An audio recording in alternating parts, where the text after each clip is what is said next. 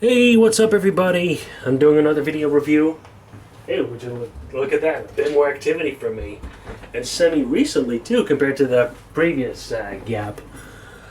But I thought this would be a fun video in light of the recent news that as part of the Transformers Legacy toy line, we had a bunch of new reveals in the form of the US Amazon exclusive bonus wave of the Legacy toy line, Wreck and Rule, which actually, yeah, it's not looking that pretty as far as I'm concerned. But yeah, here we have the figure of today's subject from an earlier point in the Generations toy line, because apparently Legacy is still part of Generations. Whatever. Yeah, size comparison with Bumblebee. It's over. What we have here is Generations Fall of Cybertron Topspin. And as you can see, he turns into an alien space shuttle, but that's courtesy of the fact that he's actually a redeco and light retooling of the Combaticon Blastoff from the same line. Yeah, during the Fall of Cybertron portion of the Generations toy line, Hasbro decided to redeco and retool the Combaticons to make a Fall of Cybertron version of the Wreckers.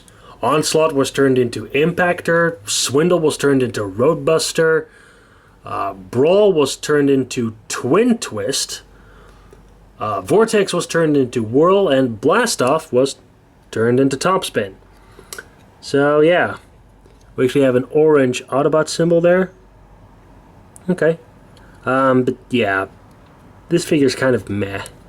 I mean, the vehicle mode does look pretty cool. It turns into a very cool, kind of sinister-looking alien space shuttle with so many huge as back fins, and you may have noticed that the cockpit can actually twist around like this, which is kind of cool.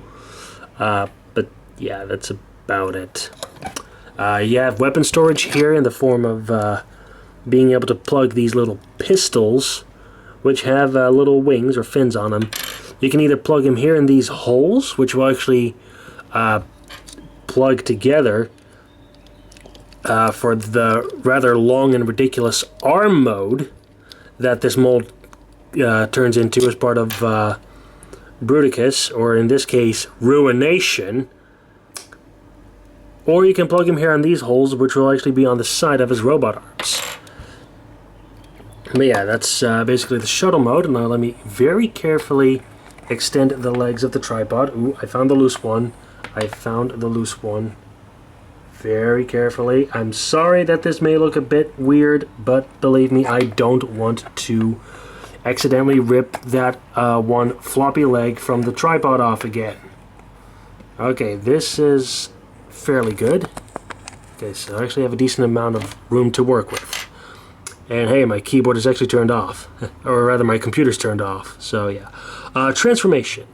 Firstly, we take the wings here and we actually detab them and fold them all the way, oh, come on, back like so on these big double hinges, which are actually his robot mode upper legs or thighs.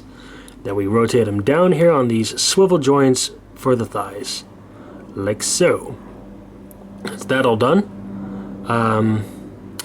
Then what we do is we disconnect the big turbine on the back here, like we fold it back here on the shoulder ball joints for his robot mode, and then we split it in half. These will obviously become the big shoulder pads. Come on, split. Thank you. And they will fold forward on these sideways arms. And these little tabs will go into these slots. Originally, the tabs were much longer, but I shortened them so they are to an ideal length. Like, they're easy to plug in, but they still hold their position fairly firmly. Then we rotate those turbine halves down like this, or forward for the robot mode positioning. Let me raise the tripod a little bit, or not the tripod, but rotate the camera up a bit on the ball joint on the tripod. We open up this little door, which had the Autobot symbol on it. And then we fold the entire cockpit down onto the chest. close up the little door, and then we just simply untab the arms from the underside and fold them forward on a hinge in the shoulder, and then the double jointed elbow comprised of a hinge and a ball joint. Yeah. And there we have Fall of Cybertron Topspin. P.S. If you've never played the game, he didn't appear in it. Yeah. Obvious robot mode size comparison with Bumblebee. He's actually a little bit... I think he's roughly the same size or a little bit bigger. Oh wait, I think... yeah, I think Topspin is actually a little bit bigger. Yeah, getting up close on the head. I think it's accurate enough to Topspin, but like I think there's more square for his his forehead, like that little vent or something on that's supposed to be his crest, and the fins on the sides. They're not quite as prominent. They're like a little subtle, so it's not quite the perfect silhouette or something. But yeah. Nice vibrant paint job, I will admit. You got two shades of blue, like you got a darker blue here popping through on the shoulders, and a little bit here on the wings that form the legs, a little bit on the back still that orange Autobot symbol, but no new Autobot symbol for the robot mode. Got a little bit of orange too, and then of course you have the brighter blue that's supposed to represent the famous Energon glow detailing of the High Moon Studio Transformers designs for the two games. You know, War for Cybertron from 2010 and Fall of Cybertron from 2012. So yeah.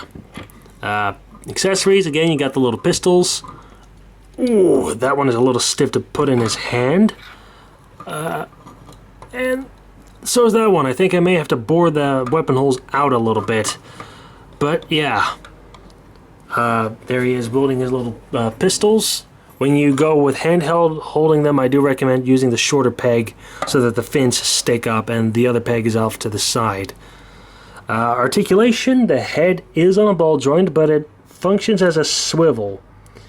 Either it's a specially restricted ball joint, or it's literally just a special mushroom cap swivel. The shoulders ball jointed, but the range of motion is weird, as you may have noticed. Like the ball is on the arm, and and the socket is here on the body, but the range of motion is weird. Like in order to get, like you don't get natural shoulder articulation. Let's put it that way. So yeah, the shoulders can be a little bit awkward, which I believe is also partly for the transformation. Why you also have this hinge joint right above the ball joint and the elbow. So yeah, I think you're supposed to combine the range of motion from that shoulder ball joint with that hinge joint right above the ball joint and the elbow. So yeah, the arms are weird. Fortunately, the legs are fairly normal. Just a good old-fashioned swivel joint for going forwards, and a hinge joint for outwards at the hip. Thigh swivel, and a very good single joint knee. So yeah, that's Topspin dual-wielding his pistols. He's pretty good, but obviously it's not quite the classic Topspin people wanted. I mean, as much as I hate to say it, I think Titan's Return Topspin has a lot of people covered for like a more traditional G1 Topspin, even though that figure sadly has the problem of being a headmaster, even though he shouldn't be one.